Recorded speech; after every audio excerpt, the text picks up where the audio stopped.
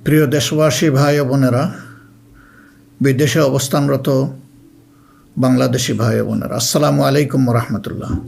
আশা করি আপনারা সকলেই আল্লাহর মেহেরবানিতে ভালো আছেন এবং সুস্থ আছেন। আজ আমি আপনাদের সামনে এসেছি কোনো গতানুগতিক রাজনৈতিক ভাষণ দেওয়ার জন্য নয়। আজ আমি একেবারে মনের ভেতরের কিছু কথা আপনাদের সাথে ভাগাভাগি করতে চাই, যে কথাগুলো একজন জেএনজি, একজন যুবক আর আমাদের প্রজন্ম সবার সাথে সম্পৃক্ত। একজন মুসলমানের জন্য যেমন, তেমনি আমাদের দেশের অন্য ধর্মের সকল ভাই বোনদের জন্য। প্রিয় দেশবাসী, আজ আমি এখানে যাদের কারণে কথা বলছি, সেই জুলাইয়ের মহান শহীদদের রুহের মাগফিরাত কামনা করছি। একই সাথে মহান মুক্তিযুদ্ধের শহীদদেরও গভীর শ্রদ্ধাভরে স্মরণ করছি। জুলাইয়ের রক্তক্ষয়ী সংগ্রামে এখনও বহু মানুষ আহত আছেন। আমি তাদের দ্রুত আরোগ্য ও সুস্থতা কামনা করছি। জুলাই হয়েছিল কারণ আমাদের দেশ, আমরা একত্রিত হয়েছিলাম। জুলাইতে রাস্তায় নেমেছিল আমাদের তরুণরা, রাস্তায় নেমেছিল আমাদের প্রিয় মা বোনেরা, নারীরা, রাস্তায় নেমেছিল শ্রমিক, কৃষক, সর্বস্তরের ভাইয়েরা এবং সকল মেহনতি মানুষেরা। ফেসিবাদ বিরোধী বিভিন্ন রাজনৈতিক দলের নেতাকর্মীরাও তখন আমরা একাকার হয়েছিলাম। শিক্ষক ও প্রকৌশলী, ডাক্তার সহ বিভিন্ন শ্রেণী পেশার মানুষ তখন রাস্তায় নেমে এসেছিলেন। দেশপ্রেমিক সশস্ত্র বাহিনীর সদস্যরাও সে সময় অত্যন্ত প্রশংসনীয় এবং দায়িত্বপূর্ণ ভূমিকা পালন করেছেন। আমরা জুলাই আর চাই না। আমরা চাই এমন বাংলাদেশ যেখানে আর কোনো দিন জনগণকে রাস্তায় নামতে হবে না। আমাদের বুঝতে হবে জুলাই কেন হয়েছিল। জুলাই হয়েছিল একটা বৈষম্যহীন বাংলাদেশের জন্যে। জুলাই হয়েছিল একটা কালো রাজনৈতিক ধারার পরিবর্তনের জন্যে। যুগের পর যুগ ক্ষমতা কুক্ষিগত ছিল পরিবারতন্ত্রের হাতে, নির্দিষ্ট গোষ্ঠীর হাতে। সেখান থেকে মুক্তির জন্য, বিশেষ করে 2009 সাল থেকে জাতির উপর এমন এক শাসক গোষ্ঠী চেপে বসে, যারা মানবাধিকার, ভোটাধিকার সহ সকল গণতান্ত্রিক অধিকার কেড়ে নেয় এবং গণতান্ত্রিক প্রতিষ্ঠানগুলোকে ধ্বংস করে ফেলে।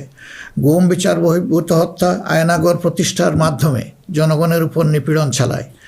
2014, 18 ও 24-এর পরপর 3টি জাতীয় নির্বাচনের নামে তামাশার মাধ্যমে আমাদের ভোটের অধিকার হরণ করা হয়। এইসব নিপীড়ন এবং অধিকার ফিরে পাওয়ার জন্যই এসেছিল রক্তাক্ত জুলাই। আমাদের তরুণরা এখন একটা নতুন দেশ দেখতে চায়, যে দেশকে তারা গর্ব করে বলতে পারবে, নতুন বাংলাদেশ, এটি আমার দেশ 2.0। এক কথায় যদি বলি, দেশের মানুষ পরিবর্তন চায়, কিন্তু একটি মহল পরিবর্তনের বিরোধী। কারণ পরিবর্তন হলেই তাদের অপকর্মের পথ বন্ধ হবে, মানুষের অধিকার কেড়ে নেওয়ার সুযোগ থাকবে না। এই সংস্কৃতি বদলানোর সাহস সবার থাকে না। ক্ষমতাবানদের বিরুদ্ধে রুখে দাঁড়ানোর হিম্মত সবার হয় না। এই হিম্মত দেখিয়েছে আবরার ফাহাদ, আবু সাইদ মুগ্ধ, উসমান হাদি এবং তাদের সহযোদ্ধারা। তাদের রক্তের শপথ নিয়ে নতুন প্রজন্মের লক্ষ লক্ষ সাহসী সন্তান আজ এই পরিবর্তনের জন্য প্রস্তুত। এই দেশ আমাদের সময়ের এই সাহসী সন্তানদের হাতেই তুলে দিতে চাই। কারণ বাংলাদেশের ভবিষ্যৎ এই তরুণরাই রচনা করবে। এই তরুণরা পরিশ্রমী, তরুণরা সাহসী, তারা মেধাবী। এই তরুণরাই পরিবর্তনকে ভালোবাসে। তরুণরা নতুনকে আলিঙ্গন করে, সত্য বলতে দ্বিধাবোধ করে না, প্রযুক্তি বুঝে এবং সামনে এগিয়ে নিয়ে যেতে জানে। তারাই পারবে নতুন বাংলাদেশ গড়ে দিতে। আমরা তোমাদের হাত ধরতে চাই। জুলাইয়ের মতো কাঁধে কাঁধ মিলিয়ে দেশ গড়ার কাজে সঙ্গী হতে চাই। প্রচলিত ধারা বদলাতে চাই। দেশটা বিভেদ এবং বিভাজনের রাজনীতি থেকে মুক্ত করতে চাই। মানুষের জীবনে শান্তি ফিরে আসুক, এটি আমাদের প্রয়াস, এই আমাদের চাওয়া। সবাইকে নিয়ে ঐক্যের বাংলাদেশ গড়তে চাই। এমন বাংলাদেশ যেখানে কেবল পারিবারিক পরিচয়ে কেউ দেশের চালকের আসনে বসতে পারবে না। এমন বাংলাদেশ যেখানে রাষ্ট্র হবে সবার, সরকার হবে জনগণের। প্রিয় দেশবাসী, জনগণ চায় একটু নিরাপত্তা, সুশাসন আর ইনসাফ। তাই আগামীর বাংলাদেশকে এসব অঙ্গীকার এবং মূল্যবোধের আলোকে সাজাতে চাই। রাষ্ট্রের মৌলিক কিছু সংস্কারের লক্ষ্যে জুলাই বিপ্লব পরবর্তী সরকার কিছু পদক্ষেপ গ্রহণ করেছিল, কিন্তু তা সম্পূর্ণ বাস্তবায়িত হয়নি। এই বাস্তবায়ন সম্ভব হবে আগামীতে যে গণভোট, সেই গণভোটে আমরা যদি আমাদের মূল্যবান ভোট দিয়ে হা বলি, তাহলে সংস্কার প্রক্রিয়া তার পূর্ণতা পাবে ইনশাআল্লাহ। আমরা এই জন্যেই জনগণকে বলবো যে গণভোটে হা বলুন এবং সংস্কারতে আলিঙ্গন করুন। আমাদের সন্তানদের স্বপ্ন পূরণে আপনিও গুরুত্বপূর্ণ অংশীদার হন। নতুন বাংলাদেশের আকাঙ্ক্ষার আলোকে আমাদের পরিকল্পনা, কর্মসূচি, অঙ্গীকার আপনাদের নিকট স্পষ্ট করার চেষ্টা করেছি। বাংলাদেশে আমরাই প্রথম পলিসি সামিটের মাধ্যমে রাষ্ট্র পরিচালনার নীতি কৌশল জনগণের সামনে তুলে ধরেছি। আমাদের নির্বাচনী ইশতেহারে এর প্রতিফলন রয়েছে। এই প্রক্রিয়ায় অনেকেই আমাদেরকে সহযোগিতা করেছেন, তাদের প্রতি আমরা কৃতজ্ঞ। এছাড়াও আমরা সমাজের বিভিন্ন শ্রেণী পেশার মানুষের সাথে কথা বলেছি, বসেছি এবং তাদের মূল্যবান মতামত পরামর্শ আমরা গ্রহণ করেছি। আমরা সুযোগ পেলে মহান আল্লাহর ইচ্ছায়, জনগণের ভালোবাসায় সরকার গঠন করলে প্রথম দিনে ফজরের নামাজ পড়েই আমরা আমাদের পরিকল্পনা বাস্তবায়ন শুরু করব ইনশাআল্লাহ। প্রিয় দেশবাসী, আমাদের শাসক শ্রেণী সরকারি পদে নির্বাচিত হওয়ার পর নিজেদেরকে দেশের মালিক গণ্য করেছে। ফলে রাষ্ট্রীয় সম্পদ, পদ, পদবি, নীতি, প্রতিষ্ঠান সব কিছু ব্যক্তিগত ও দলীয় স্বার্থ হাসিলের উপায় হিসাবে অন্যায়ভাবে ব্যবহার করা হয়েছে। এর ফলে চুরি ও দুর্নীতি, স্বজনপ্রীতির মাধ্যমে প্রতারিত করে জনগণের সম্পদ লুণ্ঠন করা হয়েছে। উন্নয়ন প্রকল্প ব্যক্তিগত ও দলীয় লুণ্ঠনের সিঁড়ি হিসাবে ব্যবহৃত হয়েছে। এই ব্যবস্থার অবসান ঘটানোই আমাদের প্রধান লক্ষ্য। আলহামদুলিল্লাহ, অতীতে জামাতে ইসলামী থেকে যারা জনপ্রতিনিধি হিসাবে সংসদ, সরকার ও স্থানীয় সরকারের দায়িত্ব পালন করেছেন, তারা কেউই দুর্নীতির দায়ে অভিযুক্ত হননি। তারা দক্ষতার সাথে দায়িত্ব পালন করেছেন। আপনারা দেশের মানুষ, তারই সাক্ষী। প্রিয় দেশবাসী, আগামী জাতীয় সংসদ নির্বাচন জাতিকে একটি নতুন স্বপ্নের দিকে নিয়ে যাওয়ার এক মহা সুযোগ হিসাবে এসেছে। যেসব সমস্যা আমরা বিগত দিনে সমাধান করতে পারিনি, যে লুটেরা গোষ্ঠীকে আমরা নিয়ন্ত্রণ করতে পারিনি, সেসব সমস্যার সমাধান এবং লুটেরা গোষ্ঠীর নিয়ন্ত্রণের সুযোগ হচ্ছে আগামী নির্বাচন। তাই জনগণকে ঠিক করতে হবে, আমরা আমাদের নিজেদের জন্যে, আমাদের তরুণ প্রজন্মের জন্যে, আমাদের নারীদের জন্যে, বয়স্ক মানুষের জন্যে, প্রান্তিক জনপদের জন্যে, শ্রমিকের জন্যে, উদ্যোক্তাদের জন্যে কোন বাংলাদেশ চাই। আমাদেরকে প্রশ্ন করতে হবে, আমরা কি সমাজে শৃঙ্খলা প্রতিষ্ঠা করতে চাই? আমরা কি নিয়মনীতি, শান্তির রাষ্ট্র প্রতিষ্ঠা করতে চাই? আমরা কি উন্নত দেশ হতে চাই? আমরা কি শোষণ, জুলুম, দুর্নীতি, চাঁদাবাজ মুক্ত রাষ্ট্র চাই? আমাদেরকে ভাবতে হবে, আমরা কি রাষ্ট্রীয় প্রতিষ্ঠানকে জবাবদিহিতার আওতায় আনতে চাই? যোগ্যতা ও সততাকে সরকারি পদের জন্য মৌলিক শর্ত করতে চাই? আমরা কি আমাদের জাতীয় সক্ষমতা ও সৃজনশীলতা বৃদ্ধি করতে চাই? এসব বিষয়ে যদি আমরা ইতিবাচক পরিবর্তন দেখতে চাই, তাহলে আমাদেরকে আগামী নির্বাচন নিয়ে নৈতিকভাবে ভাবতে হবে। রাজনৈতিকতার ফুলঝুরির বাইরে এসে বাস্তবতার আলোকে সৎ ও দক্ষ নিষ্ঠাবান নেতৃত্ব প্রতিষ্ঠা করতে হবে। প্রিয় ভাই ও বোনেরা, আমরা আমাদের নির্বাচনী ইশতেহারে বলেছি যে আমাদের স্বপ্নের বাংলাদেশ তৈরির জন্য 5টি বিষয়ে হা এবং 5টি বিষয়ে না বলতে হবে। সততা, ঐক্য, ইনসাফ, দক্ষতা ও কর্মসংস্থানকে আমরা হা বলতে বলেছি, কারণ এসব মৌলিক শর্ত ছাড়া বৈষম্যহীন, উন্নত, নৈতিক, মানসম্পন্ন বাংলাদেশ প্রতিষ্ঠা সম্ভব নয়। পাশাপাশি দুর্নীতি, ফ্যাসিবাদ, আধিপত্যবাদ, বেকারত্ব, চাঁদাবাজিকে স্পষ্ট না করতে বলেছি। প্রিয় দেশবাসী, বাংলাদেশ আয়তনে ছোট্ট, কিন্তু জনসংখ্যার দিক থেকে একটি বড় দেশ। এই জনসংখ্যাকে অনেকে সমস্যা হিসেবে বিবেচনা করলেও আমরা মনে করি এটি আল্লাহর নিয়ামত এবং এক বড় সম্পদ। তাই আমাদের জনসংখ্যাকে জনশক্তিতে রূপান্তর করতে হলে নীতি এবং নৈতিকতা ভিত্তিক রাজনীতির বিকল্প নেই। সমাজে নীতি, নৈতিকতা, শৃঙ্খলা, জবাবদিহিতা প্রতিষ্ঠা করা ছাড়া কোনো জাতি এগোতে পারেনি, আমাদের পক্ষে অসম্ভব না। যে সমাজে নারীর মর্যাদা রক্ষা করতে পারে না, সেই সমাজ কখনো সমৃদ্ধ হতে পারে না। আমরা ক্ষমতায় এলে নারীরা কেবল ঘরের ভেতরে নয়, সমাজের মূলধারার নেতৃত্বে থাকবেন সগৌরবে। কর্পোরেট জগৎ থেকে রাজনীতি, সবখানে তাদের মেধার মূল্যায়ন হবে কোনো বৈষম্য ছাড়াই। আমরা এমন এক দেশ গড়ার প্রতিশ্রুতি দিচ্ছি যেখানে কোনো মা, বোনকে, মেয়েকে নিরাপত্তাহীনতায় ভুগতে হবে না। আপনাদের অধিকার রক্ষার লড়াইয়ে আমাদের সঙ্গী হন। একটি উন্নত ও আধুনিক দেশ গড়ার কারিগর হিসাবে আমাদের নির্বাচিত করুন। প্রিয় দেশবাসী, আমরা মনে করি সমাজে ন্যায় বিচার ও ইনসাফ প্রতিষ্ঠা করতে হলে সকলকে মর্যাদা দিতে হবে এবং সকলের মানবাধিকার সুরক্ষা করতে হবে। সকল পরিচয় নির্বিশেষে আমরা অঙ্গীকার ব্যক্ত করছি যে একটি মানবিক উন্নত দেশ গড়ার জন্য দলমত নির্বিশেষে সকলের মান, ইজ্জত, অধিকারের সুরক্ষা দিব ইনশাআল্লাহ। এই বাংলাদেশ মুসলমান, হিন্দু, বৌদ্ধ, খ্রিস্টান সবার। কেউ ভয়ের সংস্কৃতির মধ্যে বাস করবে না। যদি কেউ ধর্মীয় পরিচয়ের ভিত্তিতে আঘাত করার চেষ্টা করে, আমরা অতীতের মতো ভবিষ্যতেও তা প্রতিরোধ করব। প্রিয় দেশবাসী, আমাদের প্রত্যাশার বাংলাদেশ গড়তে হলে 3টি জায়গায় আমাদেরকে বিশেষ গুরুত্ব দিতে হবে। একটি হচ্ছে শিক্ষায় সংস্কার। শিক্ষা হতে হবে নৈতিকতা ভিত্তিক এবং সেটা হতে হবে টেক বেসড। এখনকার দুনিয়া সারাই প্রযুক্তিভিত্তিক শিক্ষার উপর নির্ভরশীল। আমরা সেই শিক্ষা থেকে বঞ্চিত। আমাদের সন্তানদের হাতকে আমরা দক্ষ কারিগরের হাত হিসাবে গড়ে তুলতে চাই এবং তাদের হাতে হাতে আমরা কাজ দিতে চাই। আমরা কোনো বেকার ভাতা তাদেরকে তুলে দিতে চাই না। দ্বিতীয় জায়গাটা হচ্ছে বিচারাঙ্গন। ন্যায় বিচার সমাজের প্রতিষ্ঠা হলেই কেবল আমরা আমাদের প্রত্যাশার বাংলাদেশ গড়তে পারব। অন্যথায় দুঃশাসন এবং দুর্নীতির কণ্ঠ রোধ করা মোটেই সম্ভব হবে না। অতএব বিচার বিভাগকে আমূল ঢেলে সাজাতে হবে। সেখানে অবশ্যই সৎ, দক্ষ এবং কমিটেড যে সমস্ত লোকেরা আছেন তাদেরকেই বিচারের আসনে বসাতে হবে। তৃতীয় জায়গাটা হচ্ছে আমাদের অর্থনীতি। এই ভঙ্গুর অর্থনীতি নিয়ে দেশকে আগানো সম্ভব নয়। সুতরাং অর্থনীতিতে ব্যাপক সংস্কার সাধন করতে হবে। বিশেষ করে ব্যাংকিং সেক্টর এবং অপ্রাতিষ্ঠানিক যে সমস্ত খাত রয়েছে সেই জায়গাগুলোতেও আমাদেরকে প্রাতিষ্ঠানিক ও অপ্রাতিষ্ঠানিক খাতে আমাদেরকে হাত দিতে হবে।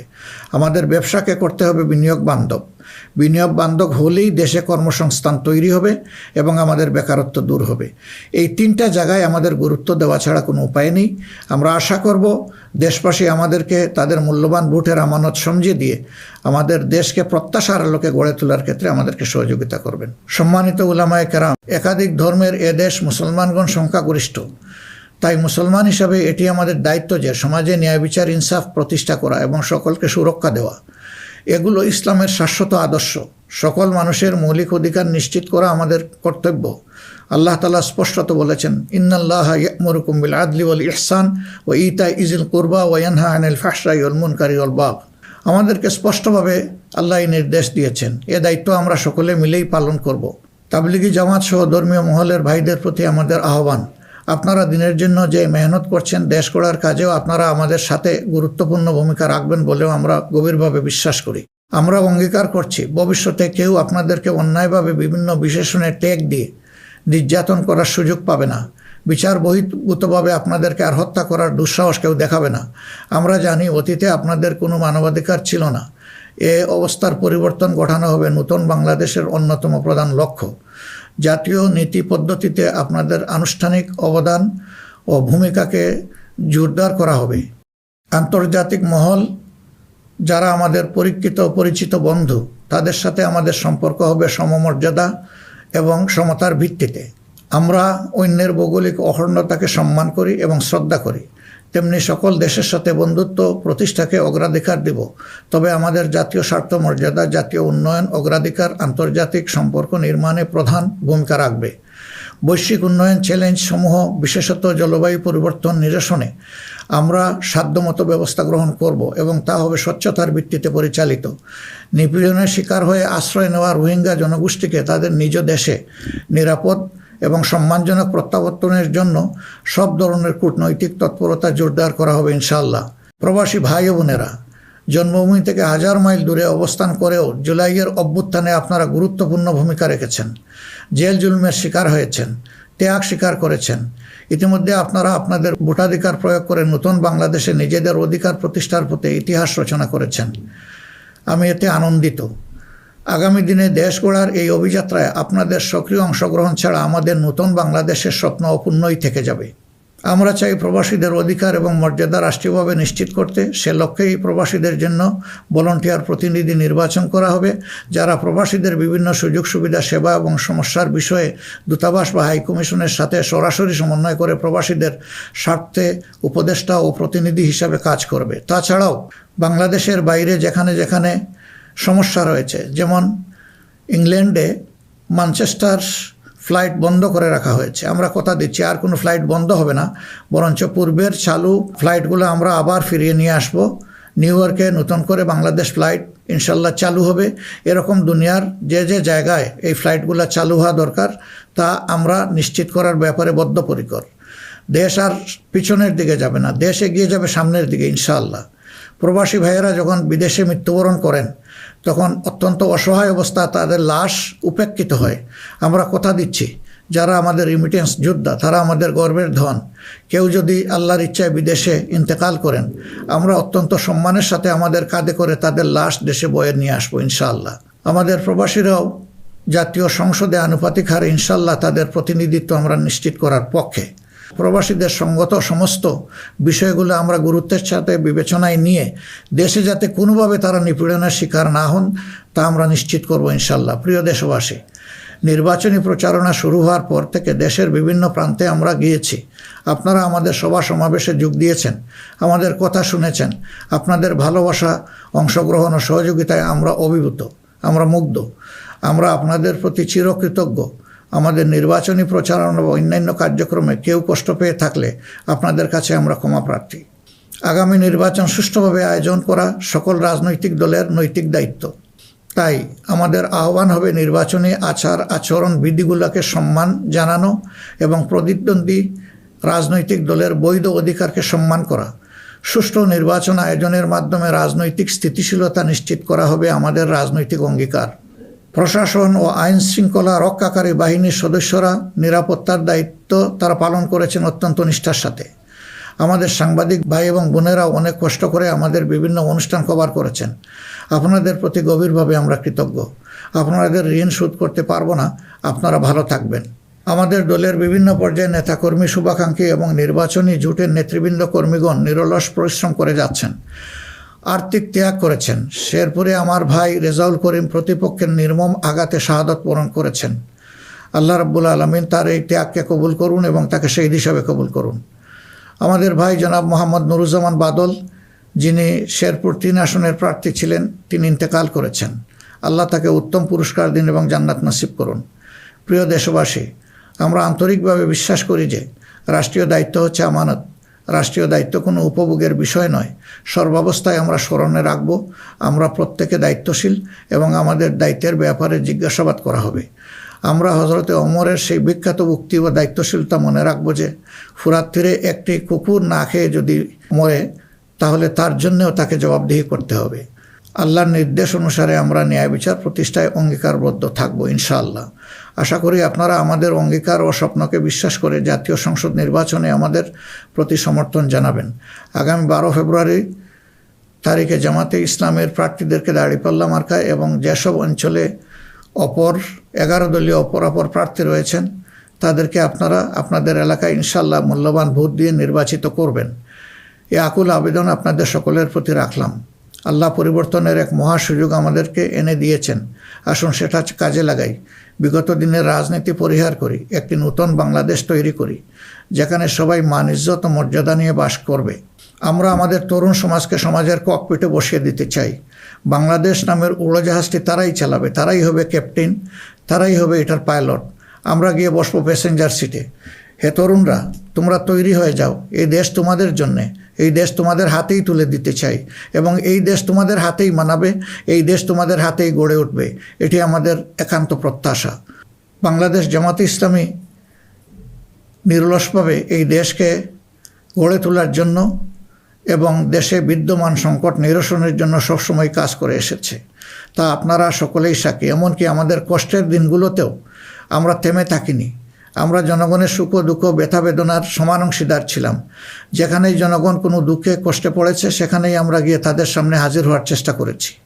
আপনারা তখন আমাদেরকে বলতেন, এত কষ্ট বুকে চেপে আপনারা এসেছেন আমাদের কাছে, এ এক আশ্চর্য জিনিস।